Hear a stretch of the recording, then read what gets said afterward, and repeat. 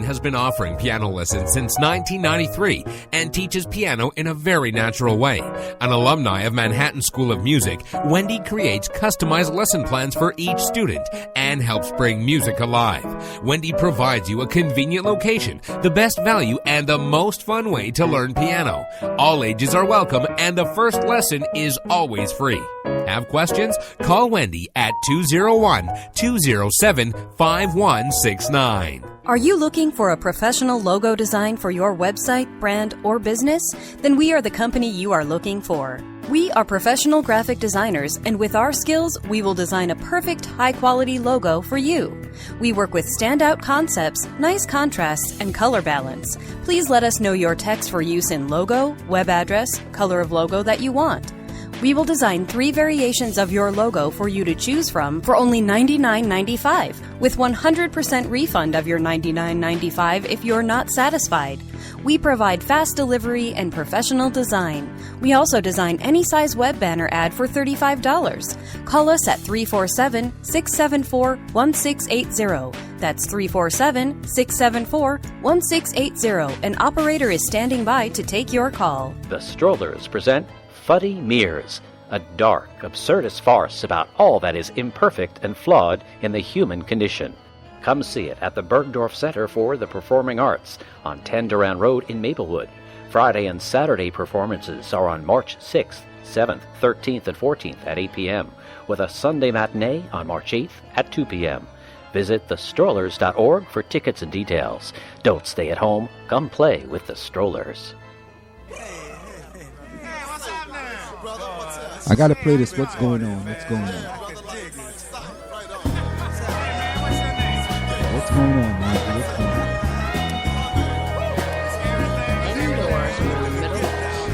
on? Yeah, we're just gonna put it on in the back. We are back with you. It's In the Village with Margie and Ansem on the South Orange Maple Online Radio Experience. Coming to you every Monday through Friday from 8 to 9:30 p.m. You can reach us here at 973-327-3626. That's 973-327-3626. So what's going on, Marjorie? What's going on? Well, you've been putting on Marvin. I don't do that because I'm like so in love with him and he's dead, so.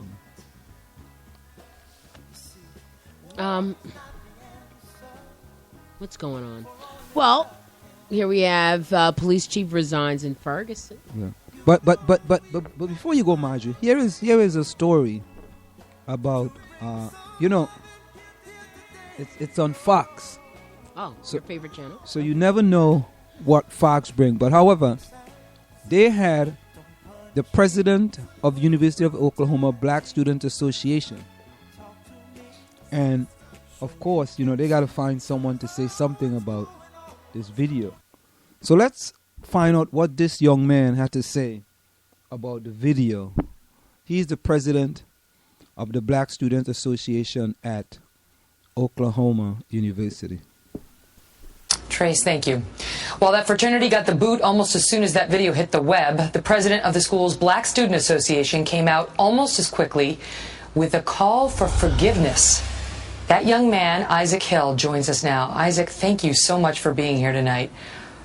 It's amazing. Thank you, it's amazing. To so many of us, the instinct is anger, retribution, the need for retribution, to see them punished. And your first instinct is forgiveness. How? Well, I do agree with what our university officials have done and the National Sigma Epsilon chapter has done. But I just want to say that it is not smart to fight hate with hate. It is only logical to fight hate with love, and to show that right now I do say that I forgive them, and I hope. I just had to stop now, there. who is this? Wait a minute, for doing the forgiving? A young brother? This is the president of the Black Students Association at Oklahoma University. Okay, go ahead. How are they fighting hate with hate? Help me understand this here. He's saying that you shouldn't fight hate with hate. So, if they call you niggers, right, and you don't call them any, Right. I don't know if anybody have We'll called find them. some other way of Yeah, retribution. anybody have called them any kind of, any kind of hate words or anything like that. You know what? Maybe we should finish in. Let me hear what he's got to say. Go ahead. Let's finish in what he has to say. And this That we can take this experience and not, hopefully they don't turn this into more hate towards our community, but better yet, as a time to learn and grow. And I invite them to come meet with us and learn from us and learn why that was offensive, so they can maybe get a better understanding and not pass this on to future generations. Do you know who these guys are? Do you think you could start a dialogue? I unfortunately do not know who they are. How do you sit down with somebody who chants the N-word and says they may be hanging from a tree, but they'll never be with me, and talk them into a human position? It's hard. It's hard to do, honestly. But I just think the only way, like, these behaviors are taught. We are all born innocent people, and I think the only way to do it is to unteach it, and for them to be able to look me in the eye and see if they would be able to say anything like that, I just think would not be a thing that would happen. When you've been on the campus before, have you felt this sentiment with it being so, overwhelmingly non-minority? I don't know if it's Caucasian or but non-African American. Have you felt this before? I personally myself have never felt this before, although I do say that diversity is a problem that we are currently working on at the University of Oklahoma. Do you think the numbers matter? Do you think it would be more helpful if there were a larger black community on campus? I think it's not just about numbers. Yes, numbers are important, but it's also about education and making diversity enrichment a #1 concern and priority for our university, to make sure that they don't just isolate themselves to the off-campus and leave room for people to say these things without maybe no diverse representation at all around them. And so to those out there who have graffitied their fraternity house and there have been some death threats issued against the men in that fraternity, your message tonight is what? Is let's not let their hate spark hate with us. Let's just let their hate spark love with us and let them learn, and let's teach them how to be good American citizens. Isaac Hill, you're an extraordinary young man. God bless you. Thank you for being here. Thank you, Megan. What was that? You're an extraordinary young man. Yeah, he's an extraordinary young man. Yeah. So what do you think of that? Well, this is the way they teach our children now. Don't, fight hate with hate, or don't protest, or be as passive as you possibly can in order to fight the threat of your life. This is almost the same way that they have interpreted the message of Martin Luther King, to having a dream, somewhat unachievable. It's the same message that they've taught us to always be as not only just nonviolent, but as passive as possible. But I don't know if history's always borne out the fact that not fighting back or trying to teach against racism rather than stand up for yourself is the method, the best method to combat oppression.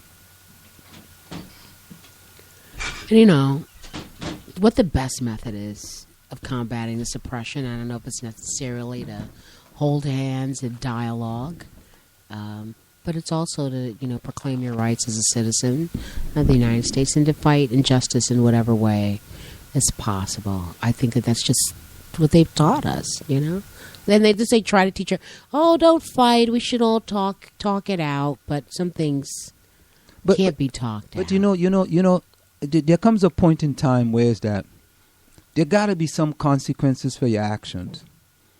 And if you're going to sit over a table and sing Kumbaya and pat you in the back and say, oh, please, Johnny, don't do that again. We want to talk with you. There got to be some consequences. And the only how you remember, because I always tell my kids there are consequences for your action. There are good consequences and there are bad consequences. You got to decide if you can deal with the consequences. Anybody has to. You got to decide.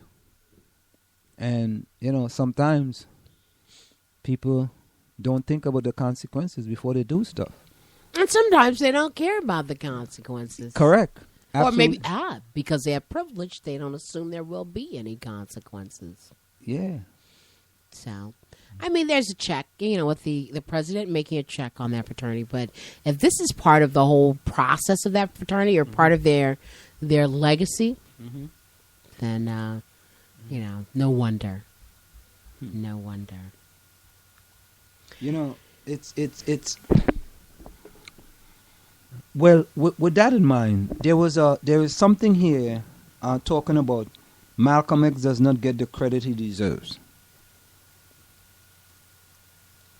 Who says Malcolm X doesn't get the credit? Well, there's this piece in the Atlanta Black Star just talking about this gentleman talking about Malcolm X not getting the credit he deserves, and I think he's absolutely correct. Many of the things that are happening today, Malcolm X talked about it. Yeah. But somehow, the media perceive Malcolm X as a militant person. So they tried. Did you hear anything happen about was there any kind of celebration for the 50th anniversary of the assassination of Malcolm X? Well, I wouldn't necessarily want to have anything. Well, not a celebration, but some sort of. Malcolm X's birthday is in May, so you and I could do something for that. But I do recognize recently, and it may be just my limited Facebook friends that I have, and I say that not over the 2,500 that I no, have, certainly not over 2,500. I might be hitting like almost 4 right now, but.